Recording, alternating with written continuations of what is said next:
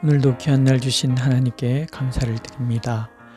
오늘 하나님의 말씀은 사도행전 7장 17절에서부터 43절까지 말씀입니다. 37절에서부터 읽어드리겠습니다. 이스라엘 자손에 대하여 하나님이 너희 형제 가운데서 나와 같은 선지자를 세우리라 하던 자가 곧 이 모세라. 시내산에서 말하던 그 천사와 우리 조상들과 함께 광야 궤에 있었고 또 살아있는 말씀을 받아 우리에게 주던 자가 이 사람이라.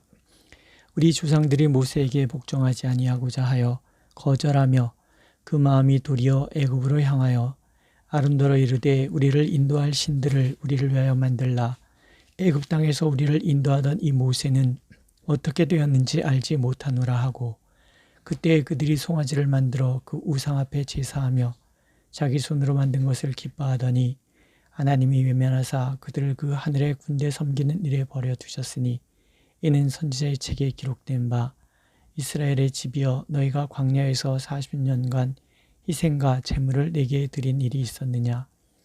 몰록의 장막과 신 레판의 별을 만들었으며 이것을 너희가 절하고자 하여 만든 형상이로다.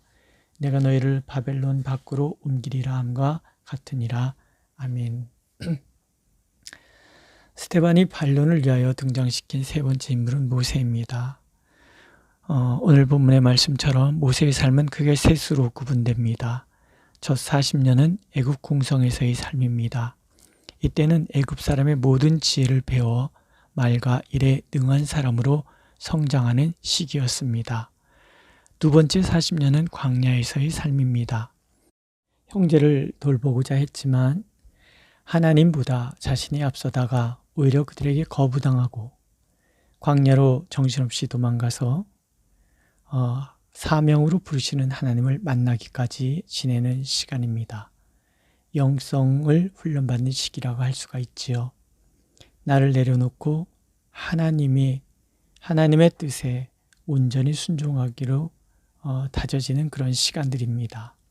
그리고 마지막 40년은 하나님의 부르심을 받아 이스라엘 백성의 관리와 속량자로 보냄을 받아서 백성을 인도하여 애굽과 홍해와 광야에서 기사와 표적을 행하며 이스라엘 백성을 이끌던 시기입니다. 이때 모세는 광야 궤에 살아있는 말씀을 전해주는 일을 하였습니다. 모세가 한 중요한 말은 하나님이 너희 형제 가운데서 나와 같은 선지자를 세우리라는 말을 전하는 것이었습니다. 그러나 이스라엘 조상들은 모세를 대적하고 불순종하였습니다. 하나님께서 세우신 하나님의 종이 분명함에도 표적과 기사를 보면서도 끊임없이 거역합니다. 마음은 애굽으로 향하였고 아론에게 악한 것을 요구하였고 우상을 만들고 그것에게 제사하며 자기 손으로 만든 것을 기뻐했습니다. 신명기에서 모세는 이런 점들을 이렇게 단언합니다. 내가 너희를 알던 날부터 너희가 항상 여호와를 거역하여 왔느니라. 하나님께 순종하던 날보다는 거역으로 점철된 것이 이스라엘 백성들의 삶이었다는 그 뜻이지요. 하나님을 속히 떠나고 우상 숭배에 빠지고 불신, 원망, 불평, 탐욕, 교만, 그 거역하는 마음들이 결국은 예수 그리스도를 거부하는 데까지 이르고 예수 그리스도를 십자가에 못 박는 데까지 나아가며 예수 그리스도의 복음을 방해하고 또 가로막는 그런 완악함에 이르게 되었다는 뜻입니다.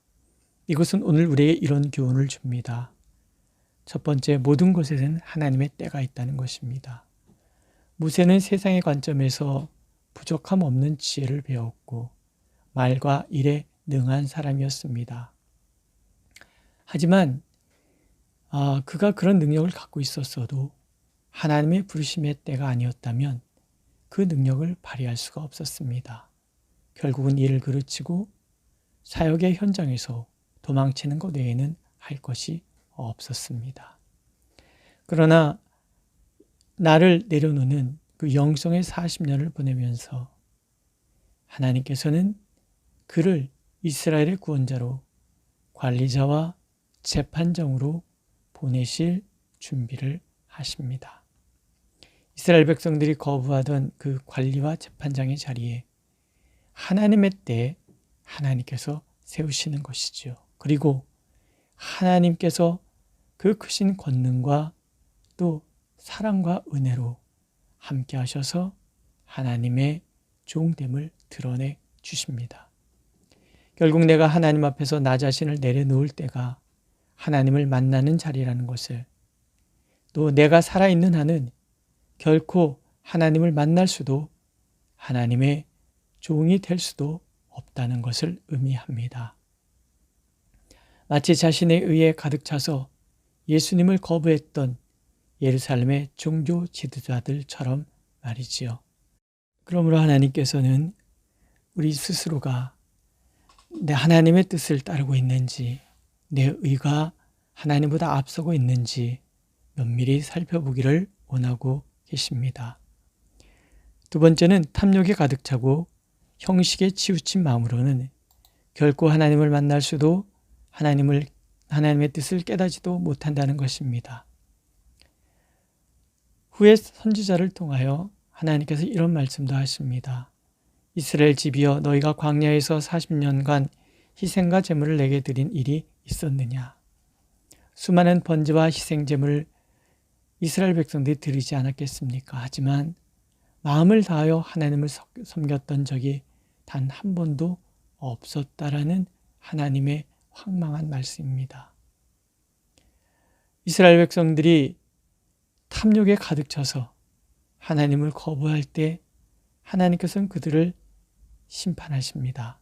42절의 말씀을 보십시오. 하나님이 외면하사 그들을 버려두셨으니 합니다. 전에 고르반을 내장, 곧 가장 소중한 것을 드리는 것이라고 말씀드렸지요. 심장을 드리는, 내 가장 소중한 것을 드리는 그 마음이 예배이고, 그 마음이 없으면 형식이 아무리 그럴듯해도, 또 드려지는 것이 아무리 풍성해도 하나님은 그 예배를 외면하신다는 것입니다. 비극이지요. 시편 50편 23절 말씀처럼 감사로 제사를 드리는 자가 나를 영화롭게 하나니 그의 행위를 옳게 하는 자에게 내가 하나님의 구원을 보이리라. 여기서는 감사를 강조하시고, 또 이사야 1장 11절에서 너희의 무수한 재물이 내게 무엇이 유익하뇨? 너희가 내 앞에 보이러 오니 이것을 누가 너희에게 요구하였느냐? 내 마당만 밟을 뿐이니라. 선지자를 통해서 주신 이 외식에 대한 책망의 말씀이나, 아버지께 참되게 예배하는 자들은 영과 진리로 예배할 때가 오나니 곧 이때라. 아버지께서는 자기에게 이렇게 예배하는 자들을 찾으시니라는 주님의 말씀은 하나님께서 얼마나 마음을 다한 섬김과 순종을 원하시는지를 보여주시는 말씀입니다. 우리 또한 그렇지 않다면 나의 가장 소중한 것, 내 마음을 다하여 하나님을 섬기지 않는다면 결국 외면하시고 심판의 길을 걸어가도록 내버려 두실 것입니다.